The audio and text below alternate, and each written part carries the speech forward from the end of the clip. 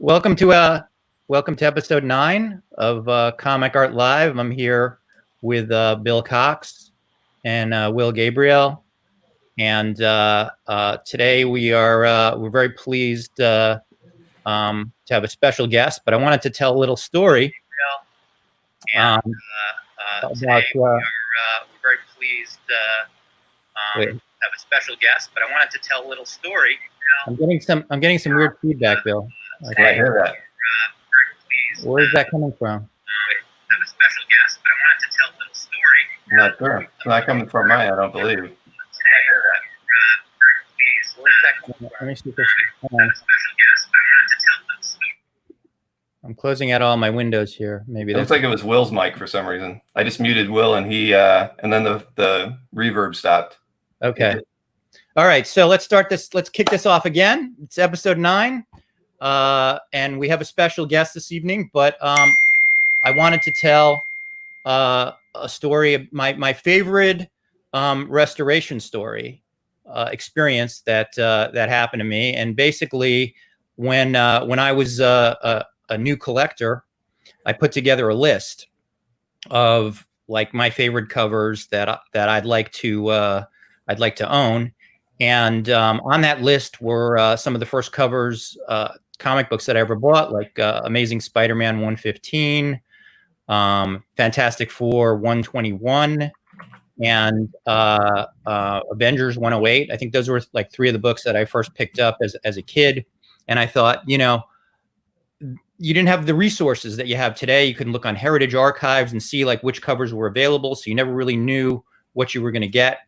And so it was like the late 90s, and I was at WonderCon, and I was looking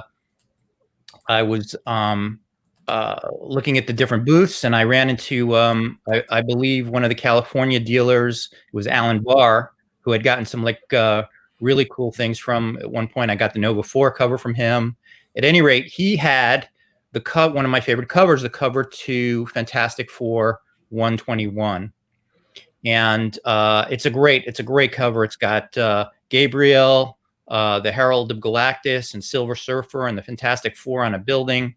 And unfortunately, the problem was this cover had a stat over the Silver Surfer. So I still wanted the cover because it had sentimental value, but I was disappointed because my favorite part of the cover with the Surfer was just complete stat. Bill, you want to put that cover up? So here's the cover to FF 121, and as you can see, the Silver Surfer had been moved over. Like originally, John Buscema drew him on the right-hand side, and they decided that wasn't dramatic enough. They really wanted the Silver Surfer to be closer to Gabriel, so they moved him over and statted the cover like that. And I think at the time, like had it been original, the cover might have been worth in like 1999, 2000, when I was talking with Alan Barr about it, like maybe 18 grand or something like that. And with the stat on it, however, we managed to strike a deal for about $6,000 for the cover. So I took the cover home, and I tried to like sort of look under the stat to see what the situation was. And I couldn't tell. Like there was like a whole bunch of whiteout and stuff underneath, and I couldn't tell if there was art underneath. So and then by then it was like really difficult to find a good restorer, and not like it is today. And you didn't know who was good and who was good with paper and who was good with stats and who was good with logos, and it was just a really, really tricky situation. But I found a paper connoisseur by the name of Peter Gutowski, who was called the Art Doctor, and I think he actually went on to work for the Edgar Rice Burroughs estate. But he took the piece, and he had it for like a week, and I was like really nervous. I was like, "What's underneath? Like, can you tell me?" Finally, he shows me a picture, and most of the Surfer is there, and the parts of the Surfer that aren't there are covered in whiteout. And I was like, "Oh my God, you think maybe like there's a way you could get the whiteout off and recover it?" And he said, "I think so. I'm not 100% sure, but I think so." So a few weeks later, he sends me a picture, and Bill, you can put up the second picture now of the original art. And there it is. What he did was he picked up all the white out, and the surfer was still there, and he cleaned it up. And the only thing that he had to do to make it work was now the blurb, the Silver Surfer blurb, had to be smaller because it wouldn't fit in that area. So he made that's a replacement stat that he made of the Silver Surfer logo, and shrunk that so that it would fit properly. And then there you have like the cover as John Buscema originally drew it, before editorial interfered and put that ugly stat on top. And then the cover, of course, was worth much closer to market value. And I think I wound up cash trading it for around $40,000 a number of years later. But that was my most exciting restoration experience. It showed me the importance of having a good restorer in your pocket when you get art that's damaged, and that's why we're really pleased tonight to have James Pascoe on the show, who's a fantastic restorer and creator and artist. And so I'd like to introduce him and take it away.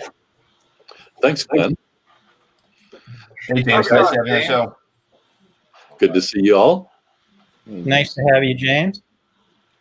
So since we're talking about restoration, James, what got you started in doing restoration for comic art? Well, I never really have imagined myself doing anything like that. And in fact, didn't even know that art restoration existed in the comics art and strip art worlds. I started off as a freelance artist, mostly for DC Comics, for quite a few years. At a certain point, a dealer asked me, "Have you ever done any restoration work?" Because they knew of people who did restoration, but they weren't artists. And he thought that, having an artist's eye and the knowledge of certain techniques might give me an advantage in doing restoration that other people didn't have. And I thought, well, that's an interesting idea. I had never considered something like that, but I took about a year or two and looked into it and developed some of the skills necessary.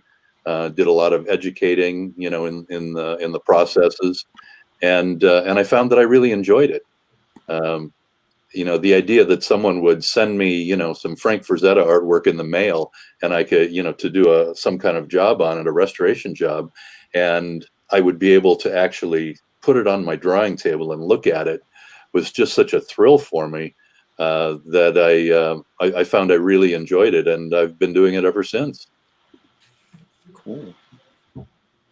So primarily doing, so when you say the artistic side to restoration, do you mean more in the like fixing things that were not on the art, or was it doing more logo and stat work? Well, I do all of those things, including cover recreations or recreating work that has been damaged or just lost over time. As you guys know, sometimes in the old days they might have done certain parts of the artwork with certain kind of markers, and there's some art where the artwork is virtually gone. In those cases, people have had me come in and very meticulously restore the artwork to what it had been before it completely disappears. That's just one of the things that I do. But even just having a certain eye for things, I've found is really helpful.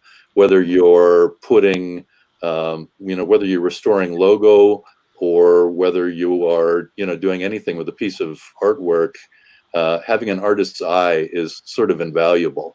And I loved your story, Glenn. That's a great, that's kind of like, art restoration 101 perfect story. Oh yeah, no, that was like fantastic, because it's frightening when you give a piece of expensive art. I mean, even though that piece wasn't as expensive, as it could have been, you just don't know. Like, am I going to get like something horrible back, or am I going to get am I going to get like a thing that's like really great back? And so it's always like that worry that you have, you know. But so one of the restorers that I work with hates doing logos.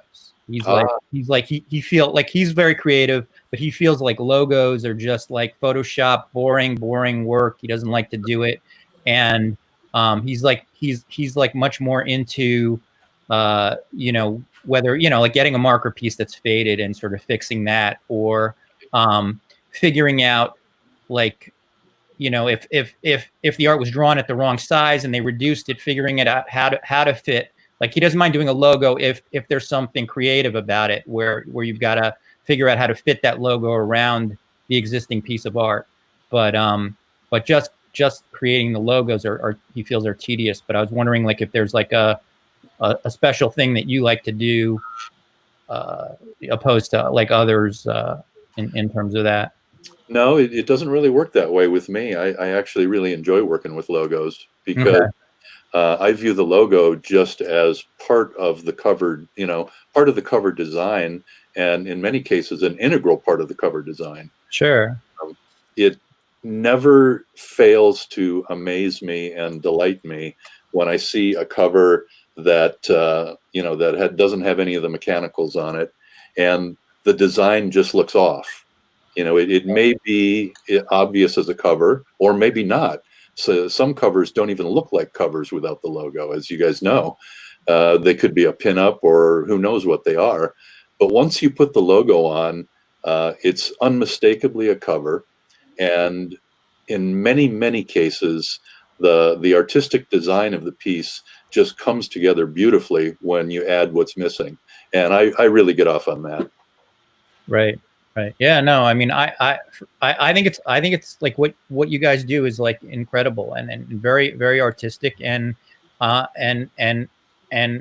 you know, extraordinarily relevant and needed, you know, for the hobby. I mean, without you guys, there's so many pieces of art that I couldn't have felt comfortable buying, you know, without the knowledge, knowing that you're there and that you can fix it, and you know, and I know Mike has gotten like a bunch of things repaired and, you know, made out like a bandit, you know, finding all kinds of art underneath art under stats. Yeah. We talked about that on the keyboards. But I always think about, before even there was even guys that restored, I used to tell people the stories. I used to go to Kinko's, my local Kinko's. Thank goodness I live near a college town. And I used to go to Kinko's like at 2 a.m. so nobody would bother me. And I'd be there for like 3 and 4 hours, literally making logos for John Romita, Amazing Spider-Man pre-100 covers I got in that didn't have logos. And I'm going like, I cannot look at this thing without a logo. It drives me crazy seeing that big spot, you know? And I take that, you know, and I always get a kick out of, when I first got in the hobby, some people like the Ethan Roberts of the world that were around a long time before me, you know, he'd always say, oh, 1.5 up art, 1.5 up art. I go, I don't even know what that can, until I realized when I started making logos, oh, you know, I'm having to do my, you know, my calculations and measuring, like, oh, you know, I had to blow up the comic book 150% on certain things to make the correct. James, you probably know that. Oh, yeah. A logo and things like that. And I mean, measure just right and have to match the paper and get this different color paper from the guy based on if the art was slightly yellowed, you know, just getting everything to match. I mean, it is meticulous. I mean, it can work, but how did you drop out the color back then, Mike? What's that? How did you drop out the color back then? Like, weren't you taking it from comic books? Like, how were you doing it? Oh, that's the thing at Kinko's. Well, it was hard. I'd match the paper up. Believe it or not, Glenn, as crazy as it sounds, I would sometimes take the comic book and I would literally use white out the outsides and things like that. Then make another scan of it and then light. Right. No wonder it took you all morning. It would take a long time. And then again, matching the paper, because, you know, at Kinko's, you know, they could have like 10 different shades of off-white, cream white, eggshell white. I mean, if you really want to get it right, then sometimes they only have paper stock and not cardboard stock, you know. But I'm just saying, back in the day, it was fun, but it was meticulous. But it's a lot tougher than you think. I'm sure with Photoshop, and this is before computers I'm talking now. So now you guys with pre-100 Spider-Man covers out there, I would suggest looking at the logo very careful. I said for authenticity at this point. and you know, with John, I always tell people with John Romita drawing a lot of his covers on vellum back in the day, like the Spidey 156. I'm actually proud of that. That's been floated around at auctions over the years. That's my logo on there.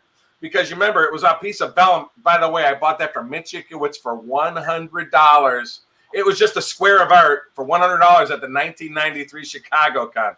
He just had it in a book. I go, oh my God, that's the 156 cover.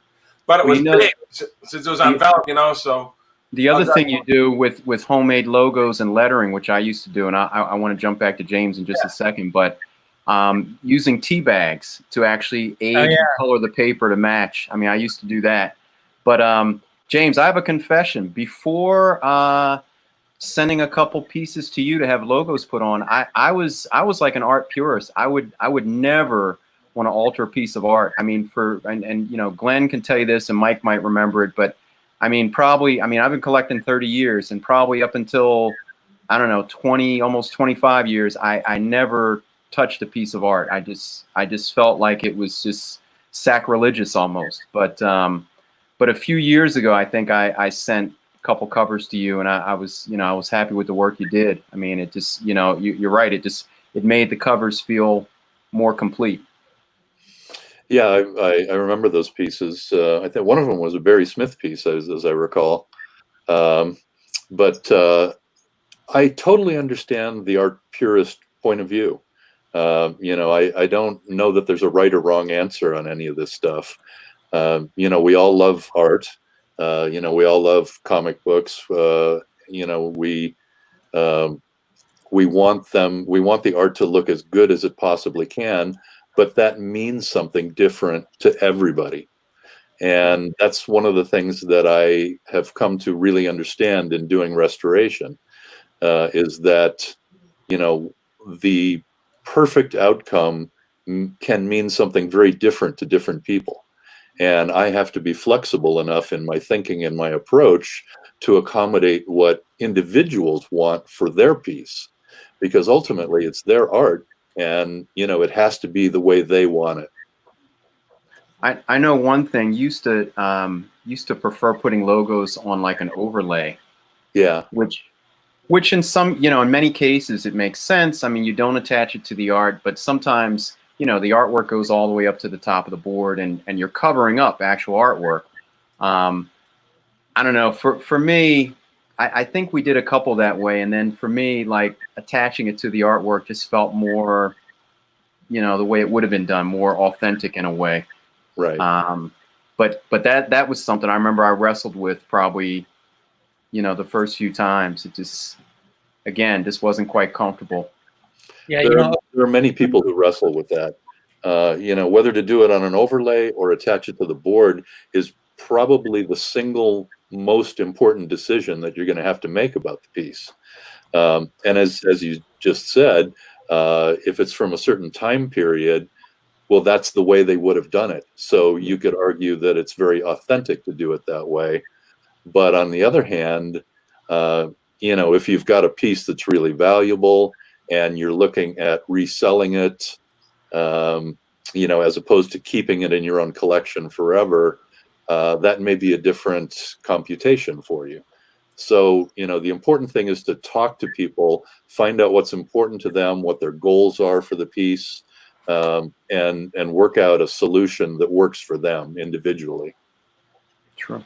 The thing that always bugs me about an overlay is I feel like I'm looking at the piece in like a Mylar or something, you know, as opposed to like, you know, like really looking at the. So if the choice is to do an overlay, generally what I like to do is just have it for like the top area of the cover, you know, so it's just the logo that's the overlay, and you still you know, you attach that to the top of the board, and then you can flip it up or down, as opposed to having the overlay cover the entire cover.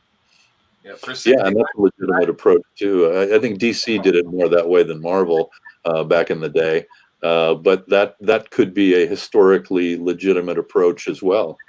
Yes, for me, 60s and 70s art, especially Marvel art, I feel it's great being on a logo because, being on an overlay, a logo, only because I would say, I don't know what percentage, a high percentage, there's always extra art underneath it. and you're going to see some great stuff. Too bad I known. I was just thinking of the Spider-Man, the Amazing Spider-Man 55 cover I have. You know, it has a big Doc Ock head and everything. And underneath the logo is his whole forehead and top of his head. You know, it just shows his face on the cover. I should have grabbed it and shown it. But I mean, literally 20% of the cover is hidden under the logo. Because Romita drew it all the way to the top, you know? And I think a lot of covers like that. Will, didn't you get the, I always think of the kangaroo cover, the Spidey 81? On how these unbelievable buildings that they had drawn, and then they shrunk them down with a stat. Remember that? Yeah. But I think, and it was on an overlay and lifted up, and I said, "There's these unbelievable buildings on there that were never seen because they had this stat on it. You just put the stat on the overlay, and you lift it up, and you can see everything."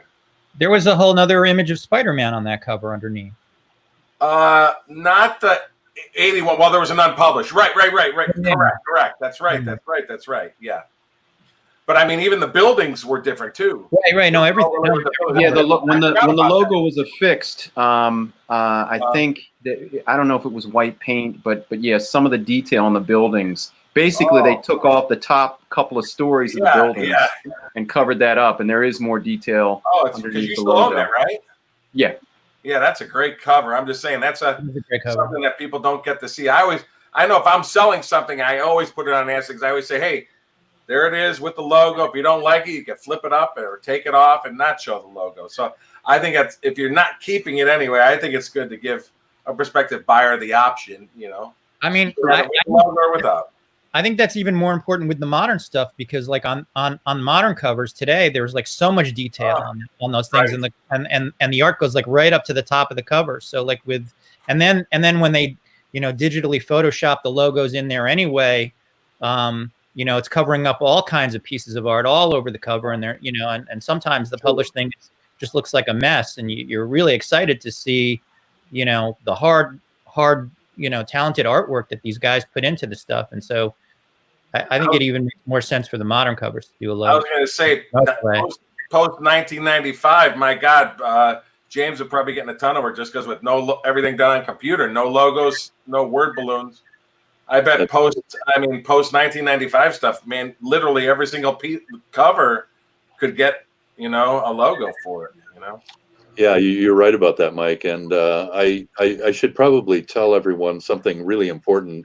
You know, thanks for bringing up this topic of the overlay versus on the board, because when it comes to modern artwork, you know, as you all know, one of the things that has been a dramatic change in modern comic book art, especially for covers, is the type of material they're drawn on and the type of materials used to draw them.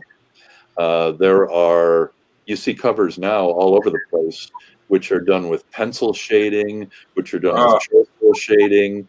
They're done with various kinds of, you know, more modern markers, thankfully. All different kinds, you know, watercolor, all kinds of different media now. It's not just pen and ink. And when you're thinking about whether to do an overlay or paste something down to the board on a modern cover, the first and most crucial thing is to figure out, how did they draw that cover? Because if you start pasting logos down on a water-based medium and you get too close to the artwork, you risk damaging that artwork. And, you know, the first rule of restoration is, no matter what, do no harm. So if there's even the Hippocratic artist oath or something. Yes, absolutely. You know, try to improve, but do no harm. And you know, so the first thing I look at is, how was this cover drawn? You know, if it's a pencil drawing or anything like what I just mentioned, there's no way that I would recommend pasting something down to the cover. If it's a regular India ink, pen and ink drawing, well, then you got all kinds of options. Makes sense. And you know, just to add to that, I eventually came to the conclusion that you have to look at each piece on its own individual basis and merit as to whether you do an overlay or paste down or maybe nothing at all. You know, because as everyone has mentioned, you know, some pieces have so much detail, you don't want to cover them up, and some pieces do present well without a logo. But you know, old schoolers do prefer, you know, to have their artwork look like their published comic. So It's true. Yeah. Just to kind of segue to a different topic, most people probably know this, but you were a professional inker before you were doing comic art restoration, and I think you mentioned that most of your work was at DC. Do you have a favorite? I mean, I know you worked mostly in the 1990s and I think the early 2000s as well. But do you have like a favorite title or character that you worked on during that time? Well, I would say two. Kind of my first big gig was to be the regular inker on the Azrael book for DC, starting out working with Barry Kitson. And that's partly because the Azrael miniseries was one of my all-time personal favorite miniseries in comics history. So to get to work on that character, especially with the original costume, was a blast. And I really enjoyed working with Barry and then later Roger Robinson. So I did almost 100 issues of Azrael over the years. Hey, James, I was going to mention, I don't know if you remember, that's when I first met you at San Diego. I was telling Will last week, I said in the late 90s, I met Roger Robertson and James Pascoe, and I was buying all their Azrael pages and covers at San Diego when I first went out there. That's how I first met you. I do. I was buying your Azrael. You were always set up. You and him were both always set up side by side. The one on the right is from the Empire miniseries that started out as a guerrilla comic project and then moved over to DC. I also did that with Barry Kitson, and that was a really fun project. Mark Waid wrote a great script, and Barry did some amazing artwork for that. It was actually nominated for for an Eisner for best limited series that year. So I was real proud of that. Nice. Beautiful. That's great stuff, James. That Azrael cover is really striking. Yeah, beautiful. That was one of my favorites. Barry lives in England, right? He does, yes. So he would pencil and ship them over to you just for inking, huh? And then back to DC? Yeah, we started that way. I did a lot of pages with Barry over the years, but we started that way, and then some years later, he kind of developed, to my recollection, the whole printing the pencils as blue lines, and then and emailing them to me, and then I would ink the blue lines. But that came much later. So there would always be. So that was the first start of having two pieces to a cover, huh? I don't remember anyone doing it before him. Yeah. Really? Huh? He had to really talk. Now we know who to blame now. Yeah, I know this is a topic of great controversy in the collecting world. And the blue lining was tough. It wasn't my guys up on the collector sometimes. Yeah, no, that's true. That's very true. People aren't being honest. I mean, just a quick story. I always say, I remember the first time I got snookered, I should say, was a Pittsburgh Comic Con in the mid '90s, and this guy I had never heard of. He's an inker, and he has this, Jim Lee, George Perez, and these pinups. And I'm going, oh my God, they're Perez inked by you? Oh, I'll take this, I'll take this, I'll take this. Until I realized, he was just inking blue lines. And I even said, what's a blue line? I go, you're selling this. You told me this was Perez. I realized after the fact, and I said, oh my goodness, this is a whole can of worms just opened up in the hobby when I first got taken, thinking I had the penciler's art with it, and I didn't. I just remember that was at Pittsburgh Con in the mid '90s where it first happened to me. Well, the term blue line is a little misleading because now it's known as what people have basically made a copy of, printed original pencils. But correct. I mean, there were lots of artists that work with blue line pencils. Romita being one of them. Pencils. Exactly. When I heard blue line, I thought it was pencils. On a '60s or '70s piece, that's actually a hand penciled piece, and an '80s probably as well. That's how you snooker the old timers like us. We're like, oh yeah, blue pencil. Yep. And think about it. My grandmaster John Romita always used the blue pencils. I go, blue line, that's fine by me, Yeah. So James, I was kind of curious. Are there some really memorable pieces that you've done some kind of restoration for, like that, like stick out in your mind? Something really famous. are either famous or artistically interesting to you, or something that just. I guess it always comes back to just me as an artist. So there's really two different kinds of things that tend to stick with me. One, the ones where I feel like I really, really made a difference, where I look at the before and after and I think, wow, that's kind of amazing even to me. So Wow.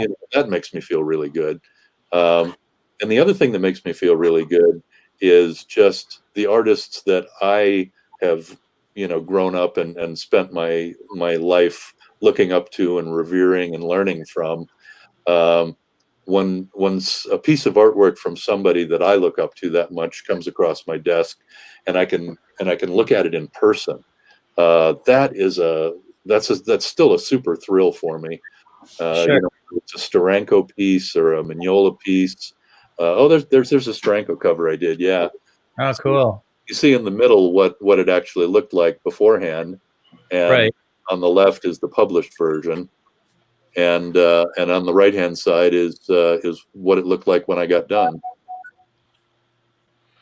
So the black up in the logo around the around the shadows and the corner box, how was that done?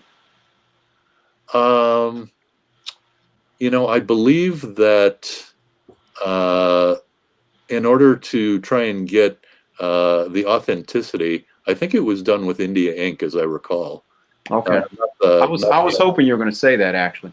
Yeah, not the actual logo itself, of course, but in the surrounding area, in order to blend it in with the India ink on the cover, my recollection is that it seemed more authentic to do it that way. I didn't want people to look at it and go, "Oh, there's a stat." I wanted them to look at it and see the entire piece, because this is what I was talking about, or this is a great example of what I was talking about earlier, where when you look at the middle image, it's still a fantastic drawing, but all that white space wanting. It really detracts from the design. Yeah. And when you add the cool black and white shapes at the top, I think it really emphasizes not only the value of the cover, but I think it emphasizes the artistic nature of the cover. You guys may be able to tell me something. My recollection is that Steranko actually redesigned the logo Tower of Shadows for that issue, didn't he? I honestly don't remember that logo. Yeah, I don't remember it either. I think he did that logo just for that issue. It looks like something he would do. Yeah, and that makes it even more interesting. I mean, the thing is, like, if a collector buys something and they want to look at it and enjoy it and display it, even put it on their wall. I mean, if it doesn't have the logo, if it's just a white top like that, I mean, I think that really sort of detracts from the experience. I think what you do just enhances the ownership value of a piece. I mean, I truly believe that you want the thing to look like the comic you remember reading, and as well as a piece of art. I agree with that, and in this particular case, you not only get something which looks like the printed comic, but I would argue that you get something that looks exactly like the way Steranko wanted it to look. Right. Yeah, it has his artistic authorship even in the logo. Now is that a published cover? Because I don't remember that one. I don't think it is. Yeah, okay. I think it's an unpublished cover. I don't think that's published. That's why I don't. Yeah, that's why it doesn't. Because the published Tower Shadows 1 cover, I believe is a Ramita cover.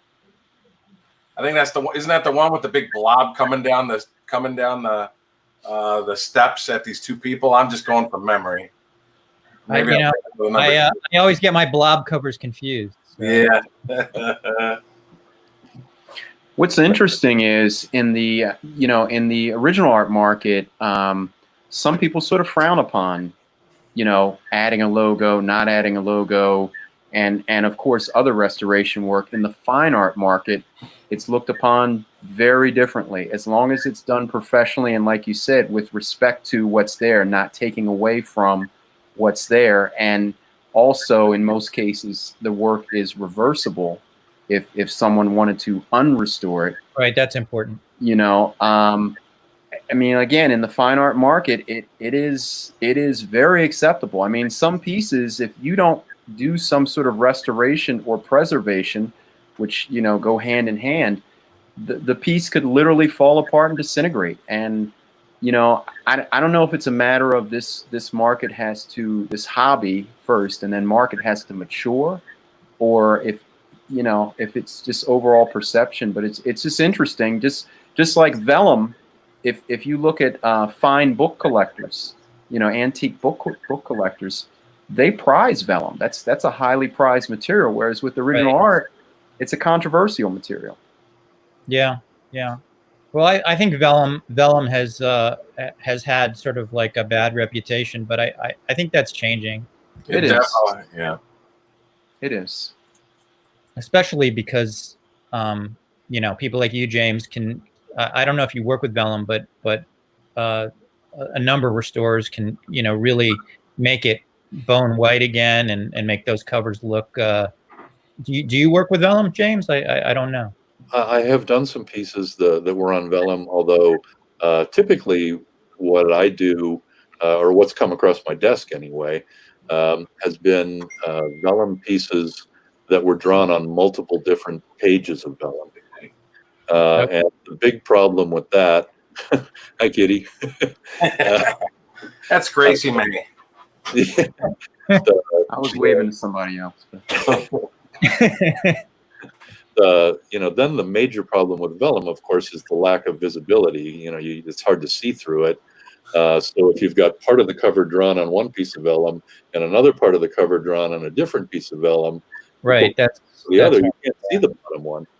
No, I was thinking more of like, you know, because vellum is like very brown when you get those covers, and the reason for that is not because the vellum is discolored, but because there's like glue behind it that's, you know, that's discolored it. And once the glue is removed, then the vellum is usually a much nicer, enjoyable color. So yeah, the vellum takes on the properties of whatever is up against it, and that's, you know, if it's in between a couple of bone white pages with no, you know, glue, it's not going to do that. But one thing, not to put too fine of a point on it, Glenn, you mentioned that there are some restorers that work with vellum. That is a more recent phenomenon, because if you go back, you know, some year, I've had some, I mean, I had a beautiful, my first vellum piece was a beautiful Kane Ramita ASM cover. Yeah, you sold that one to me. And yeah, I think I eventually sold it to you.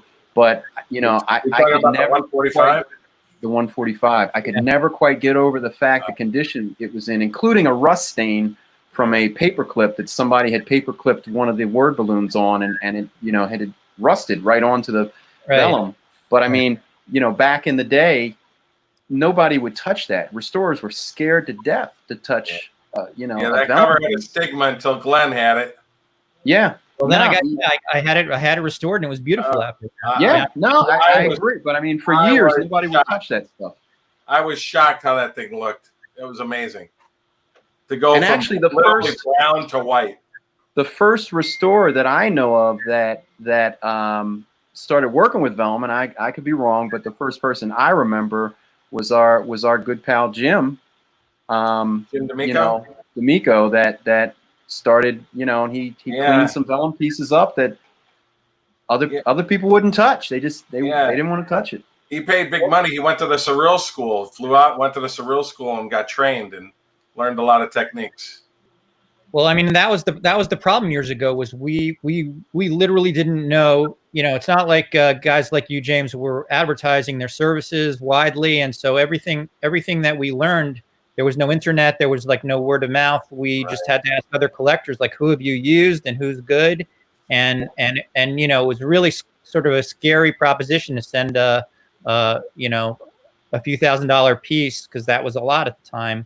Just you know, to somebody in some state far away from you, and hope that it was going to be a better thing. You know, obviously now there are all kinds of resources at your disposal, and you know, it's easy, like James, to contact you and see, like, you can send what your work looks like and get an idea, and you can make people feel very comfortable. But that's a more recent phenomenon.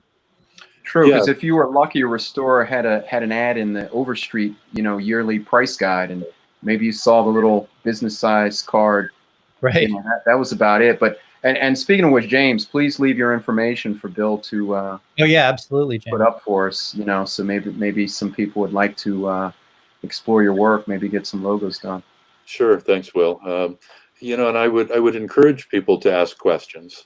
Whoever you're dealing with, whether it's me or anyone else, like Glenn said, this is an expensive hobby, and these things have not only monetary, but they have a lot of emotional meaning to us. Sure. The artwork, and it's a leap of faith to entrust it to someone, and I feel that responsibility personally. So if someone wanted to contact me and talk to me, I'll talk to them on the phone, we'll email, whatever they want to do, whatever it takes to make them feel comfortable. I totally understand the necessity of doing that. And whether they decide to have the restoration done or not, I'm more than happy to give people all the information, and the knowledge that I have. So, please don't feel that by contacting me, you have to do anything. I'm here to give people information and the tools to make the best decisions about their artwork, and I'm happy to do that. James, do you do deacidifying of artboard as well, or just pretty much inking and stat logos? I was just wondering if you do paper restoration as well. I didn't know if you did. Yeah, no, I don't get into that. I don't get into the chemical the pressing and stuff like that. Mm-hmm. There are people out there that do a really, really top-notch job at that. Mm-hmm. That's tough. I know. People always say, "Oh, based on ink, based on whiteout, you can or can't do certain things." That's why I was wondering if you ever experienced different types of whiteout and white ink. Yeah. Yes. Yeah, marker. If you have marker and you put that in an acid bath, the marker's all gone. So right, just like signatures. You have a signature that's important. A lot of times that you lose that too. Right. That's a really good, really important point. So people have to know that. Yeah. If you've got a marker piece and you're thinking about getting it re-inked so that it will survive, do it before the piece gets bleached, or AKA most skilled pieces, huh? Right, yes, exactly. Otherwise, you'll end up with a yeah. So, hey, James, there actually was a question in the chat. James, I can bring it up on screen. It says a number of pages. Let's see. Tom Monarch says he has a number of pages that contain lettering paste stubs that the letterer used rubber cement to hold it down. A number of balloons have turned brown and shown blotches. Is that something that would be fixed or restored, and does it affect the value of the page? And I guess the other question would be is, do you bother fixing and restoring a word balloon, or you just recreate it as the easier route to go? If there is significant staining, the easier route to go is just recreating the word balloon, because you're accomplishing two goals at the same time. You're making the lettering look nice again, and you're also covering up the stain. Some people may choose to get that stain removed, and that's a valid choice. But most of the people that I've dealt with just have me recreate the balloons and the text. And cover up the stain. The one exception to that would be if there's really important artwork under the balloons. And sometimes, as has been discussed tonight, you lift up a word balloon and you're like, holy cow, I can't believe they covered that up. So that's a different matter entirely. Right. Well, that sounds like a situation where you almost want to take all the stats off and put them on acetate, and really see the work. Yes, that would be a prime candidate for an overlay with the letters, so that you could actually see all that great artwork. Sure. So is there, from to Glenn, Will, and Mike, then, I mean, what do you think as far as restoration affecting the value of a piece? At the end of the day, does it or does it not? I mean, not in Glenn's extreme case where where the piece was moved, but just say you want to just replace all the word balloons on a page because they're rolling a bit, have come off, etc. My feeling is it enhances the value. I mean, I think anything that makes the piece look more pretty, desirable as a thing that you'd want to own, enhances the value. I don't see how as long as you're not altering the image in any way, you can always take the balloons off and put the dirty bad ones back on if you still have them. If they're not there anyway, then replacing it doesn't hurt the value any. I think it's a good thing. I think it's a necessary thing, and I've always found that when I've done restoration work to pieces and disclosed them, that those pieces sell for more than they would have without the restoration. So restoration almost always pays for itself. I mean, I'll add to that. It's definitely not a detractor in terms of value. It may not actually grow the value, but I totally agree that it gives it more eye appeal, and usually makes it easier to sell the piece if that's what you're trying to accomplish.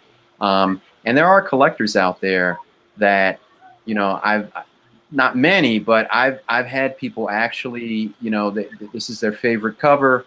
What it doesn't have a logo. What can we do about the logo? And when I suggest, well, you can have a professional recreate the logo and put it on. It didn't have a logo, or it was never applied, or whatever, and they've walked away from the piece, which I find incredible. I'm like, it's a logo, it's not the art. It's even if it were the original logo from way back when, it would still be a type of photostat in 99% of the time or more.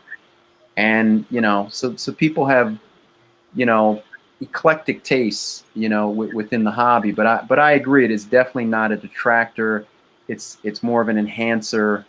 You make the piece look more like it was intended to look as the published piece. People tend to pick it up quicker. I'm of the same way. I hate using the term sometimes restoration. I like to say conserving, based on what you're doing. But logos and things like that, I think it helps. I know there's a lot of purists that get offended if a logo was recreated to be put on a piece. People get offended sometimes. I go, I don't understand that. And, I get people, we've all experienced it, I'm sure. You have a little bit of white on the cover, well, they don't want it. I go, well, but that's how it was created. I tell a lot of people, I said, especially people that are collecting, I get a lot of people that love 60s and 70s Marvel and DC art. And they go, the cover has to be perfect. I go, if you're expecting perfection from a 60s or 70s Marvel DC cover, I said, you got to go back to comics, because you're not that perfection in original art. It's just, I tell people, okay, like the developer stains back in the day, everybody used to call those coffee stains until we realized, oh, those are the guys' thumbprints from developer. And the guys criticized me on the 70s. Well, there's a developer stain on there, coffee stain. I go, it's developer stain. It's part of the process. I go, it doesn't. I mean, yeah, I wish it wasn't on it, but it is on it. And that's what makes it unique. And again, as long as there's not a stat, as long as art isn't removed, as long as whiteout isn't grossly covering art, I don't think those are major detractions, because that's part of the process of how art is created, So like what you just said, Mike, about we used to think they were coffee stains. Like I used to look at the art and go like, man, these guys must have smoked a lot of cigarettes and drunk a lot of coffee, because it's like it's on every freaking thing. When I first that was like thought they were coffee stains. Go ahead, Will. Yeah, that was the longest running myth I think in the hobby, that it was. I mean, you see, and sometimes it would be like darker, like sort of a reddish brown. And people would say, "Oh man, they must have had pastry with like cinnamon buns with the coffee." Well, I mean, and I'm thinking like, well, it should be sticky. I mean, but no, it's printer's ink. I mean, it's printer's ink. Then eventually, you look close enough, and you'll actually see their thumbprints on them.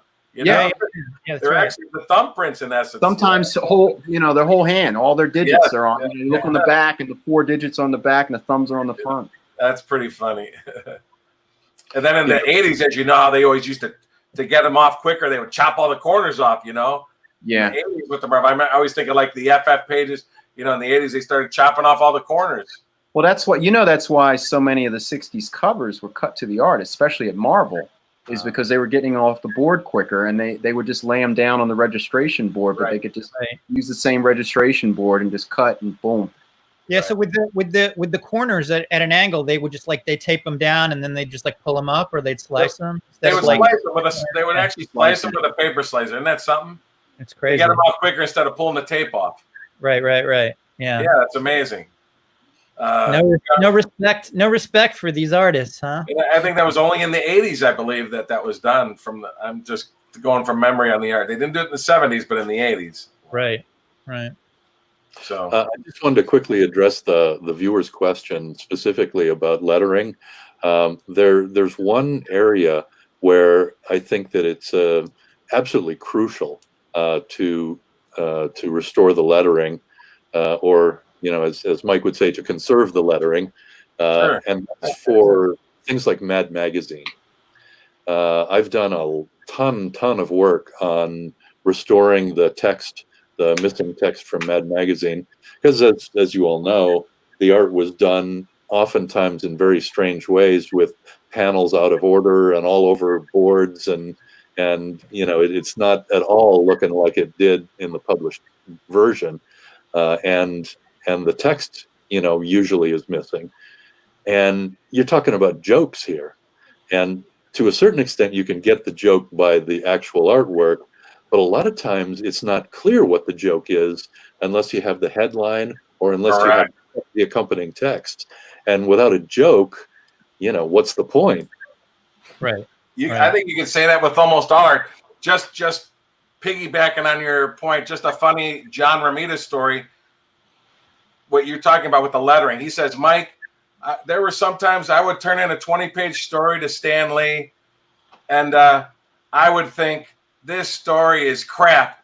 And then I would read the comic book with Stan Lee putting the lettering in. He goes, and it was a masterpiece. Because, after the lettering is put on it. He said, I took crap, and he goes, and here I read the comic book, and Stan Lee made my art become amazing because of the lettering, All hail the Marvel process. Yeah. The Marvel way, right? The Marvel way, they called it. But just say how important, I'm just saying how important, lettering to a story means a lot. That's why, again, today, you don't get that on the art with everything done in Photoshop and all that. Is that the biggest thing that people, I don't know, almost complain about in a way? I mean, we hear it as dealers, but James, do you hear that? People that want to have, a logo or lettering put on that, especially with a modern piece, it doesn't have, it doesn't exist. So you are creating, the lettering, the logo, because it's done digitally. It can depend on a variety of factors. For example, does the person view the published artwork as the holy grail to be accomplished, or do they view the actual original artwork as sacrosanct, and anything that changes that is bad? And those are two diametrically opposed viewpoints of looking at a cover, for example. So it sort of depends on the person. Sure. Do you? There's another question up here. Don you want to put that back up, Bill? Don McPherson asks, says, I've arrived late, so apologies if this has already been covered. Do clients ask you to create an overlay of lettering for modern boards that lack the lettering, since it was all done digitally, which I think is what we kind of just addressed. Yeah, thank you. As an aside, James, I was just going to ask you if clients are asking you to actually put the lettering on the board itself and not use an overlay. Do you ever get that request, or is it all overlay? Yeah, I do. I never thought about it. You would ink the lettering on the board? Lettering is I'm pretty good at a variety of art styles and things, but lettering is not my strong suit. So I was going to say, it'd be tough to do a lettering to make it look exact to a comic sometimes, Lettering, that's pretty hard now that I think about it. In the case where somebody wants you to actually put it on the board, you just print it out in Photoshop and then would adhere it to the board. Exactly. And more specifically to the person who just asked about modern pieces. Modern pieces are absolutely perfect in most cases, for perfect candidates for replacing missing letters. when you think about the pulpy paper that was used in the 60s and 70s and even part of the 80s, and the poor reproduction quality, trying to get a really good result from that source material is very challenging, very challenging. But for the modern comics that are printed digitally, everything is so sharp and the paper is good, and you can get a beautiful reproduction of the missing text, balloons and captions. So the result for modern comics is absolutely wonderful. I would, if I had, some pages from modern comics with missing lettering, I would do it for my own pages in a heartbeat. Especially for interiors, because you want to be able to follow the story, Right. Yeah. Again, I mean, if you're not seeing lettering, you can look at these boxes and have no clue what's going on, Right. Yeah, I mean, you get your favorite page from this new modern comic that you love, and you can't enjoy it. Like part of the enjoyment of that page probably was the story, and you can't enjoy it that way unless the words are put in. Yeah, it adds context. Yeah, It does. Just an example. I bought years ago from Spencer Beck, one of my favorite. I call new art. Post 1990 to me is new art, but Spider-Man. No longer new, Mike. It's no longer new. I know, but when it's in the 2000s, I think. But I bought 1990 is 30 years ago, Mike. I know. Well, Right. It's after logos, so it would have been late 90s. But whatever, Amazing Spider-Man 500. And to me, if you haven't read it, folks, I tell people, Amazing Spider-Man 500 is one of my favorite stories of all time. It's Romita Jr. It's a great storyline, just where Spider-Man, the Earth is being destroyed by Baron Mordo's minions. Anyway, Doctor Strange at the last second sends Spider-Man back in time, and he has to go back in time to the present. And they recap all the Ditko issues, the famous scenes where Spider-Man is battling the Green Goblin, Gwen Stacy dies. He battles the Ditko characters, Romita characters. Anyway, the comic book, I read it. It's great. But my whole point is I have the whole book to the art, and it doesn't have word balloons. I say word bubbles sometimes, but it doesn't have word balloons on it. And I'm going through the pages, and I'm going like, they mean absolutely nothing without the lettering on it. Right. I go through the pages, they don't do anything, but you read the comic book, and you're almost like in tears. The story is so awesome. Who wrote that story? Do you remember who wrote it? I don't know if it's Straczynski. Michael J. Yeah. I think it was Straczynski. It's an awesome. It's the last part, 598, 599. I'm sorry, 498, 499, and 500. It's one of the greatest stories ever. And I told Spencer I had to buy this, and we worked out a deal years ago for it. And I said I should. It's next show. I said I consider it the single greatest piece of art John Romita Jr. ever drew. I'll show it next week. All right. Well, send it to James. You'll keep him busy for a year. Yeah. Sounds like an Avengers movie they recently did where they go back in time or something. That's true too. Before, because I think the story came out in the early 2000s. Yeah. But I'm just saying how important lettering is to follow a page or a story. It means so much. We don't think about that, but it really, it sure does to us. That's why I think we're so partial to our 60s, 70s, 80s stuff that had the word balloons on it, which we certainly appreciate it more when you see it in pages now without, Quite true. Yeah. So hey, James, it's getting close to calling it an evening, but I wanted to make sure that I did put the link to your CAF gallery so people can contact you about doing any restoration work, but you also still do recreations and I assume you're open to talking to people about doing that sort of work as well. Oh, absolutely. That's one of my favorite things to do, actually. Here's a couple of recreations I did from two of my favorite art teams of all time, Gil Kane and Klaus Janson, and Gil Kane and Tom Palmer. I first started to get really interested in recreating things back when I was in art school, and they would often have the students recreate works by all the different masters in various different styles, and it's a tremendous learning experience. So it's something I have always enjoyed, and I've brought into my comics work.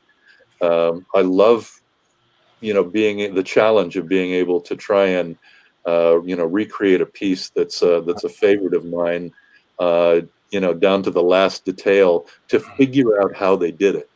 And I never fail to learn some really great lessons by doing that. It's just a load of fun. Sure. Hey, James, beautiful. I had a quick question, James. We were talking, Bill had asked you, who were your the comic artists you looked up to collecting and growing up? Well, I always like to tell people that the guy that got me interested in reading comics was Jack Kirby. Uh-huh. And the guy that got me interested in drawing comics was Jim Steranko. Ah, interesting. I'm surprised because he put out so little work, but his stuff was pretty wow at the time, huh? Yes, absolutely. There was nothing else like it, and it just blew my mind at the time that you could do something like that in a comic book. I've heard a lot of guys say that it opened their mind to possibilities that they never had imagined before. James, there's an interesting question here from Arnaud Brouillois. He says, hello, in the 80s, it was trendy to get some page colored by star colorists. Is it possible to take the color away and come back to the original stuff? Is that something that you've done or can do? Or yeah, I think you would all agree that was a really brutal trend. Steve Olive is the name. Steve Olive. Yeah. Not always, but most of the time. Yeah. Most of the time, right. That's probably to a deacidification, huh? The answer to that is it depends on what was used for the coloring.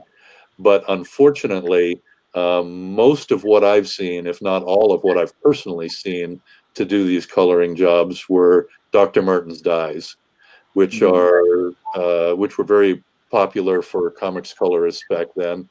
And unlike watercolor, Dr. Martin's dyes are synthetic dyes.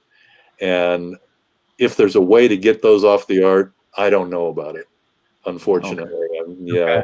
I wish I had a brilliant answer to your dilemma, but great question, Arnaud. You're not alone. Yeah, no, that's it. And Arnaud, if I can just add to that, James, Arnaud, it like James said, it does depend upon the material that was used, medium that was used. But I have seen a piece. It was a Alex Saviuk splash page, I believe, from the early 1980s. That was hand colored, might have even been 79, but it was hand colored, and the color was removed from it. But it's a pretty extensive process, i.e., expensive, because from what I understand, the restorer had to keep putting it in a bath, acid bath, or even a sun bleach bath. I'm not sure what he used, but repeatedly, in little by little. It's very intense, time-intensive process, and eventually the color all came out. But I mean, it's sort of cost prohibitive. From what I understand, it was something like 50 hours work or more. So in terms of restoration, what a restorer charges, that's a pretty expensive bill. If it's not an expensive piece, it may not be worth doing. Mike, didn't you have that done with like that Hulk calendar? I was just gonna bring that up. I said I had a Hulk piece. It was big, like 18 by 24 by Jack Kirby, and it was supposedly hand colored by Jack Kirby, but it had faded. It had like just weird yellows and greens throughout the whole piece. Just a big headshot of the Hulk. I was gonna give a shout out to my buddy Jim D'Amico. He came over once and he looked at it and he studied it. He goes, "Let me take this home." He goes, depending on what color was used, I think I could take the color out. And I'll be doggone, I can't believe it. I paid it. He only charged me like cheap, like $500. He brought it back. It was completely black and white. He was able to take the color out. So he said, whatever colors. I've seen it recently. It looks great. A collector friend of mine actually owns it, and I went over to his house. I always say a shout out to Jim D'Amico because he was able to do it. Took all the color out, and the color wasn't bad. It just looked a little funky, The piece I was describing at the time was probably worth, I don't know, $2,000 or $2,500. It's probably worth not tremendously more now. And to spend $5,000 on a piece that's worth $2,500. I mean, unless that's like your first comic and you love it, I don't know if that makes a lot of sense. Right. I know we never discussed, and I know James can't work it, but I always say probably, other than browning of art, probably the biggest fear in our hobby is pages with mold on it.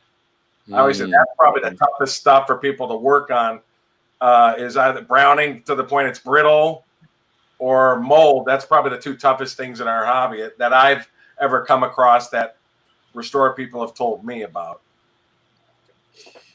Have you ever got anything like that? People ask you to work on something that was brittle, James? Anything like that?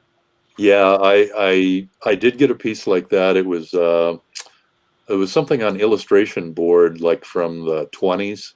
Yes. And it had been sent to the person in the mail, and the board was so brittle that it was in pieces. Yes. And, you know, he was so hopeful, but I just had to tell him, you know, there's just nothing I can do with this, because if I try to work on it, it's just going to end up like a puzzle. Right. You know, you it's almost have to dry mount something like that on another board just to get it as one piece again or something. Somebody does. Yeah. And it was the complexity on that one, you know, like Will was saying, wouldn't have been worth it. Right, right. Bill, if you don't mind, can you put up, there's a question by Grant Cruz. I'll see if we can tackle this one. I had a cover a few years ago that I found the exact same piece with a dealer at a con. The difference was mine had a stat at the center. His version didn't, but had recreated stats for the book's title. Any idea how that happens? It was a Steve Scroce Gambit cover. Not sure which came first, or if one was counterfeit. Now, my take on that is the dealer, if you're saying his did not have the stat, was probably the original art that he added a logo and word balloons to, and yours was probably it was probably statted from that, and it was the actual published cover, but it was mostly composed of stats. That's my take on it. I mean, I'd have to see the two pieces, you know, just going off a word description. I couldn't say this with certainty. Unless we could see the art in front of us to have a sense of which is but that's my take on it, if I had to guess. I mean, counterfeits, we touched on this a few weeks ago. Yeah. They happen, but they're really, really rare. A lot of, I mean, this hobby was just not considered highbrow enough in terms of forgers to get involved. I mean, from time to time it's happened, but, you know, and there's certain nuances with the sizing and the paper and materials used that a typical forger would not know what to do unless they were, you know, collected in this hobby. So, I mean, it's not something you run across very often. It's much more likely you had a stat of the original that was used as the publish because editorial decided they wanted to change something, shrink something, blow something up, move something, what have you. Well, I always tell people in our hobby, most counterfeits, of course, as we all know, are sketches. You know, your Jack Kirby's, your Dr. Seuss's, your Charles Schultz. Yeah. Yeah, those, unfortunately, in our hobby, sketches are the biggest forge in our hobby. Published material you're really safe with. Published art, it's tough, but sketches, it happens a lot, sadly. Yeah, I see a lot of Mobius pieces that are definite fakes. You know, newer stuff. So it's just clearly not, you know, not done by him at all. And but yeah, it's funny how the forgers, you know, they always go after the high ticket dollar items. You know, obviously it's to make a score, but still, high ticket artists. Yeah. Yeah, they stand, those ones stand out a lot. Right. What's amazing, sometimes I've seen them go after very inexpensive pieces, which I'm like, they spent more time than the pieces worth. I don't understand that, but they're practicing. Maybe it's their practice piece. That's true. That's true. But to end on a more pleasant note, it was great talking with you, James. Yeah. Likewise, James. Nice having you. I think you know, everyone here learned something, and hopefully the audience learned a thing or two. And you know, even though I've worked with you a couple times, I learned a couple things as well. So always great to hear from another perspective. Yeah, it was my pleasure. Thanks for having me on, guys. And hopefully we'll see you in person next year, as long as we have a San Diego con, buddy. Oh man, I hope so. I hope so too. or the LA con, where I mean we had known each other via email for a few years, but I think I only met you in person like 2 years ago at that LA show. Or Redondo Beach, I guess it was. Beach, yeah, that's right. Well, we can so hopefully soon. Yes. And I'm sorry, speaking of which, in the comments, Anchor Jet Li mentioned, the Comic Art Con is on for the end of August. The New Jersey Art Con is on for the end of August. 23. Hazmat suits are optional. Yeah, they might not be optional. That might be the real truth. But I think safety protocol is in order, but you know, hopefully not more than that. Yeah, if I was a dealer setting up there, I'd be you should be the one putting the hand sanitizer and the candy out, because your booth will be, you know, always have a mob in front of it. My understanding is there's a lot of precautions being taken with this. A lot of precautions. Yeah. So, you know, I don't. Well, if there's any show where if there's any show you could do that, or you could have this soon, it would be one like that. It's not San Diego. It's not the same kind of crowd. You can socially distance and go to a show like that. Absolutely. So if there's any show that can do it, there is can. Yep. It's about the only kind of show that can go. Yeah. Yep. All right, James. So I've got James' calf gallery in the description, and if I don't think I put his website address in there, but I will add that as well. So you know, that you'll have every means of being able to contact James for any restoration, recreation work, etc. So thanks again, James. I appreciate it. Thank you, Bill. And he's fast, folks. He's quick. He's quick turnaround.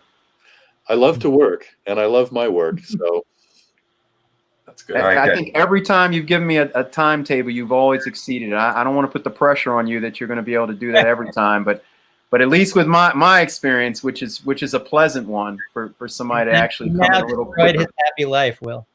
That's right.